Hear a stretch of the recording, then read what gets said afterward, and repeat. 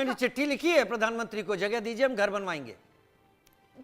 देखिए जब ये सत्ता में आए थे उस वक्त खैर मेरा एक सेकंड उस समय शीला दीक्षित जी घर बनवा चुकी थी।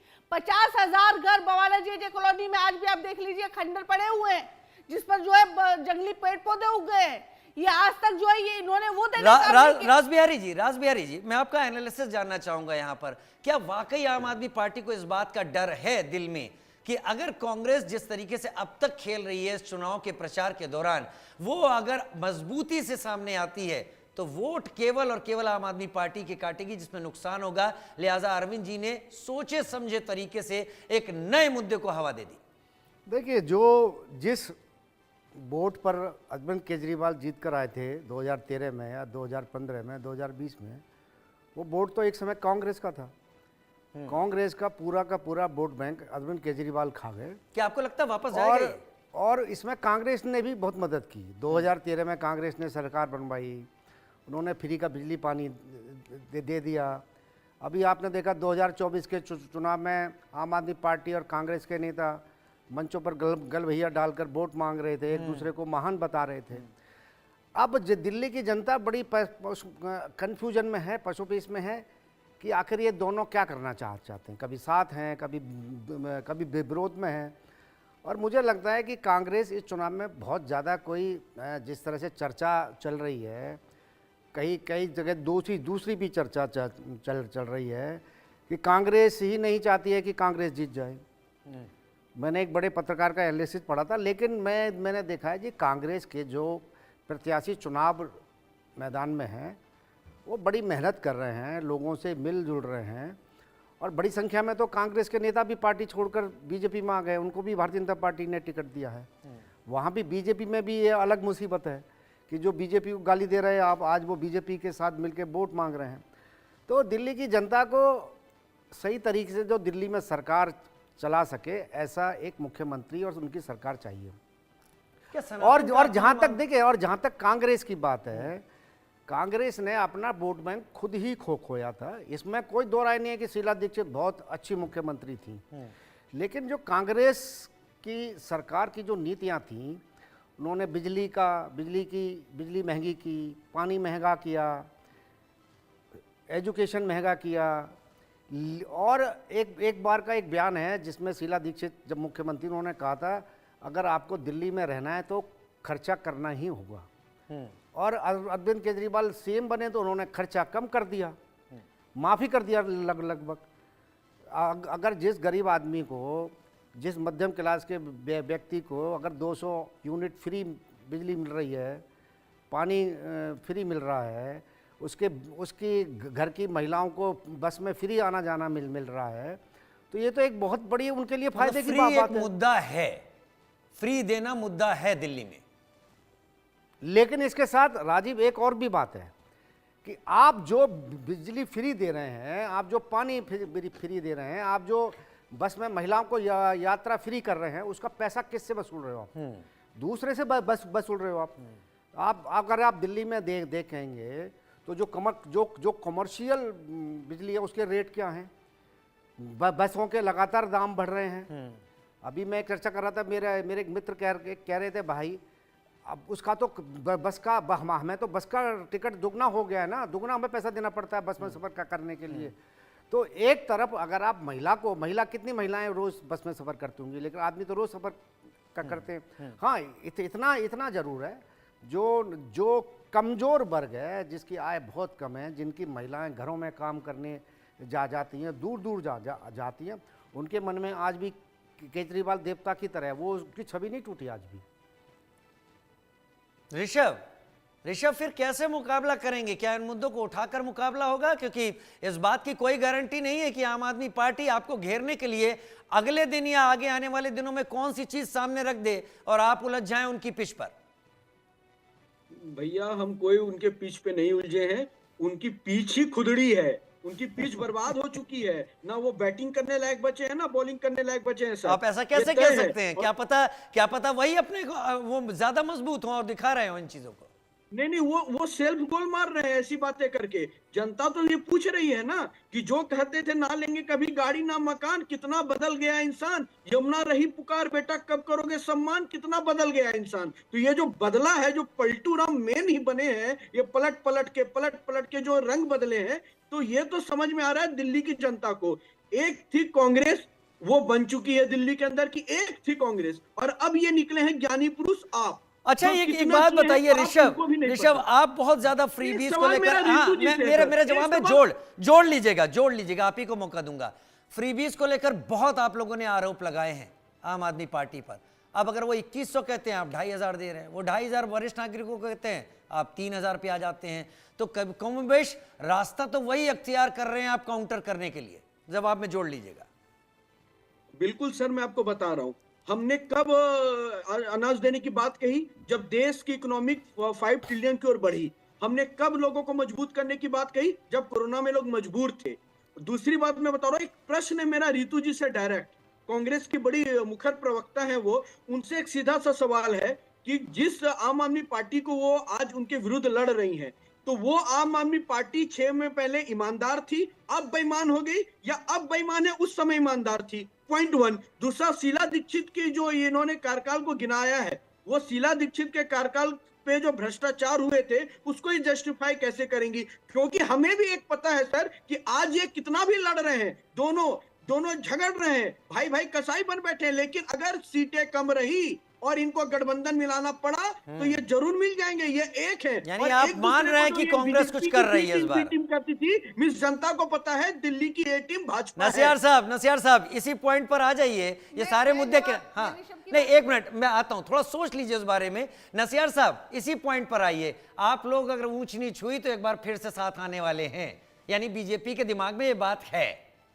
देखिए राजीव जी, 2015 और 2020 रिपीट होने वाला है। दिल्ली की जनता एक तरफा अरविंद केजरीवाल जी को मैंडेट देने जा रही है, और उसका सबसे बड़ा कारण यह है कि ये वो लोग हैं। मैं पहले तो रितु जी ने एक बात कही थी कि शीला दीक्षित जी की सरकार, दिल्ली की जनता भूली नहीं है। 8-8, 10-10 घंटे के पावर कट लगते थे और घर घर में इन्वर्टर और जनरेटर होता था। उसको खत्म करने का काम किसने किया? अरविंद केजरीवाल जी ने। 4000 किलोमीटर लंबी पाइपलाइंस डाल के झुग्गियों में, अनऑथराइज कॉलोनीज में पानी देने का काम किसने किया? अरविंद केजरीवाल जी ने। और स्वास्थ्य और एजुकेशन पे जो काम किया उसको तो इंटरनेशनल लेवल पर रिकग्नाइज किया जाता है। दूसरी तरफ अब ये चुनाव भारतीय जनता पार्टी, क्योंकि जुमला पार्टी है। मैं अभी एक विधानसभा में गया हुआ था, तो वहां किसी ने पूछा जी ये 2500 रुपए का जो वायदा कर रही है भारतीय जनता पार्टी, ये वो जो 15 लाख रुपए आने थे खाते में उनसे अलग है या उसी में से ये शामिल होंगे? तो ये वो जुमला पार्टी है जिसने 2 करोड़ पर ईयर रोजगार देने की बात कही थी, उससे भाग गए। 15 लाख रुपए खातों में देने की बात करी थी, उससे भाग गए। और दिल्ली में, क्योंकि आधी सरकार इनकी है, पिछले 11 साल में दिल्ली में जिस तरीके से क्राइम बढ़ा है, जिस तरीके से महिलाएं सुरक्षित हुई हैं, हमारे बुजुर्ग और हमारे व्यापारी सुरक्षित हुए हैं, और अब बच्चे भी सेफ नहीं हैं। स्कूलों के अंदर जिस तरीके से शराब नीति घोटाला क्या दिल्ली की जनता के दिमाग में रहेगा?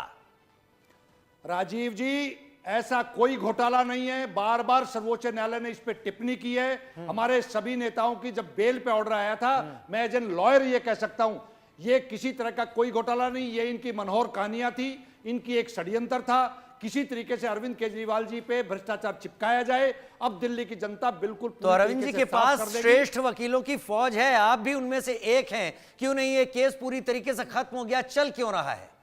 नहीं, देखिए, लाखों पेज की एक ईडी और सीबीआई चार्जशीट फाइल करती है, उसमें स्वाभाविक तौर पे आप सरप्राइज मानेंगे, 2.5 साल के अंदर 1 नए रुपए की रिकवरी नहीं होती है। अभी तक जो चार्जशीट आई है उस पे अभी तक कोई कॉग्निजेंस नहीं लिया गया क्या है। जनता के तो ये दिमाग 10 में से वोट 20 साल करते वक्त चलेगा। ये होगा?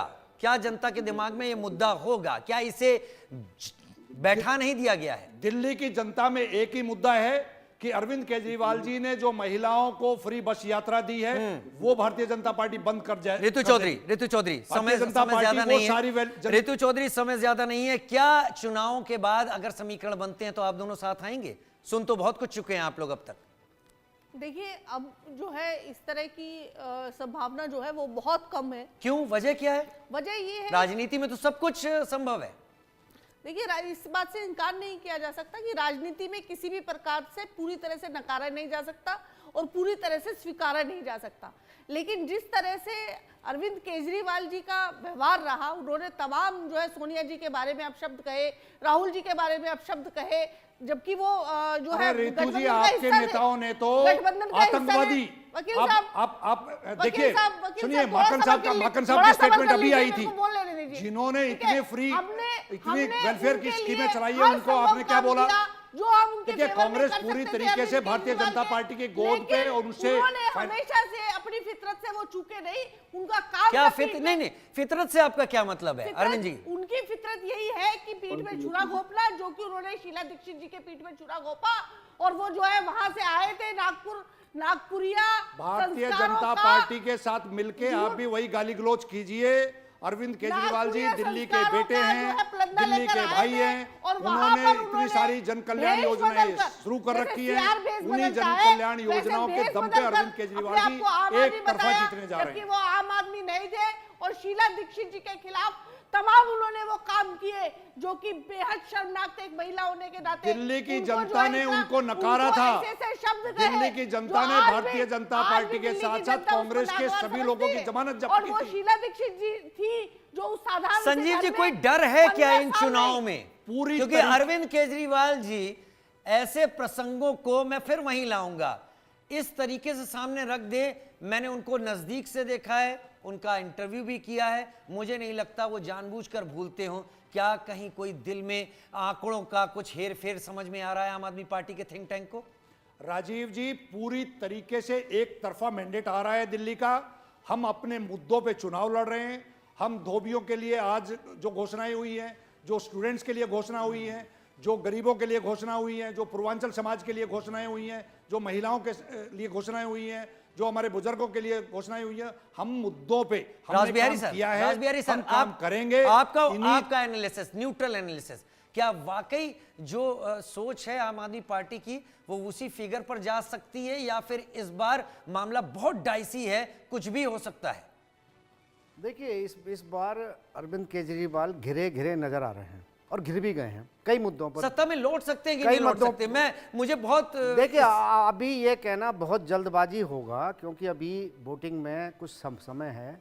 नहीं ये मैं आपका न्यूट्रल ये जरूर है कि दिल्ली इवेंट्स के बेसिस नहीं, पर मैं अभी देखिए अभी मैं ये नहीं कहूंगा कि कौन जीतेगा कौन हारेगा। इतना जरूर है कि अरविंद केजरीवाल के खिलाफ भारतीय जनता पार्टी और कांग्रेस जबरदस्त माहौल बना रही है और नतीजा क्या होगा ये तो आज को पता चलेगा। लेकिन यह है कि अरविंद केजरीवाल गिर गए हैं, भ्रष्टाचार के आरोप पे भी गिर गए हैं, जिस तरह के दावे कर रहे हैं उस पर भी वो गिर गए हैं।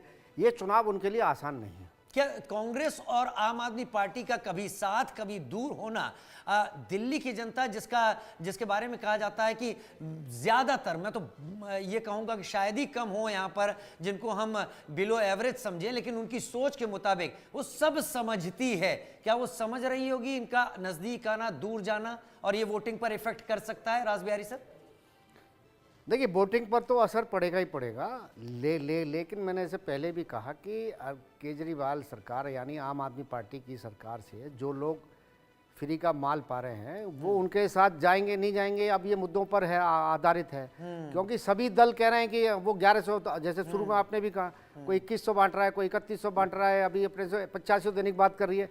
ये पूरा का पूरा चुनाव एक तरह से मुद्दे तो इस चुनाव में है नहीं, है तो फ्री के माल पे चुनाव है। अब कौन ज्यादा माल देगा उस पर ही चुनाव है। कांग्रेस भी पीछे नहीं है उसमें। कांग्रेस को तो घोषणा ही करनी है ना, क्योंकि कांग्रेस तो कोई टक्कर में है नहीं। कांग्रेस का तो इतना है कि चुनाव में केजरीवाल की कितनी सीटें कम होंगी, केजरीवाल की किन सीटों पे कांग्रेस असर डाल सकती है, कितनी सीटें कांग्रेस की वजह से केजरीवाल की कम हो सकती है, ये है। क्योंकि कांग्रेस मुझे कहीं चुनाव जीती नहीं दिखाई दे रही है, 1-2 सीटों पे जरूर मजबूत है, लेकिन कांग्रेस की अगर इस बार ये भूमिका रही कि उसका वोट बैंक जो 2013 से पहले उसके पास था, अगर वो उसके साथ लौटता है तो आम आदमी पार्टी को बड़ा नुकसान होगा। मतलब आप ये इशारा दे रहे हैं कि फिर बीजेपी जीत सकती है? रासबिहारी सर, राजीव जी नहीं, रोज मैंने तो एक विश्लेषण किया है। मैं समझ गया आपका इशारा। रोज आ रोज रहा जो हूं। गालियां बढ़ रही हैं, इसका मतलब अरविंद केजरीवाल जी का ग्राफ बढ़ रहा है। अच्छा ठीक है, गालियों से ग्राफ बढ़ रहा है।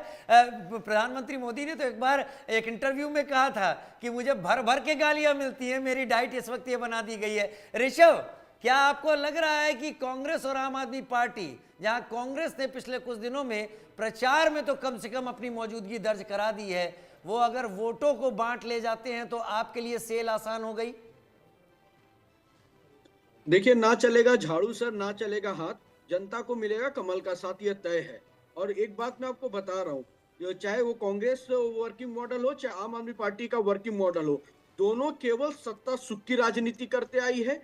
अभी एक दूसरे को ये गाली दे रहे हैं, आरोप लगा रहे हैं। और अभी पहले इनको इंडी गठबंधन बोलते थे तो बहुत बुरा लगता था, एक खुद निकल गए पीछे, अब वाकई में इंडी बन के रह गए ये। तो इंडी गठबंधन जो एक जुमला गठबंधन है, वाकई में जुमला अगर कोई दिया है देश को तो इंडी गठबंधन ने दिया है। जनता को पता है ये स्वार्थ का ऋषभ, आपके नेता नाराज हो जाएंगे। जुमला वाली पार्टी तो और जुमले वाले नेता तो आपके पास है। मैं राजीव, अगर समझ तो एक छोटी सी टिप्पणी करना चाहता हूँ, खास तौर पे भाजपा के लिए। आपकी जो बीमारी बनी हुई है ना बीच में बोलने की, इसलिए है क्योंकि आपका मोहल्ला क्लिनिक जुमला है, आपका इलाज ही नहीं हुआ अभी तक। अरे दिल्ली वालों से पूछिए ऋषभ, कभी जनता के बीच में भी जाइए। अरे संजीव भैया, आपका इलाज नहीं हुआ है, आप मोहल्ला क्लिनिक में जुमला इलाज हो गया, इसीलिए बीमारी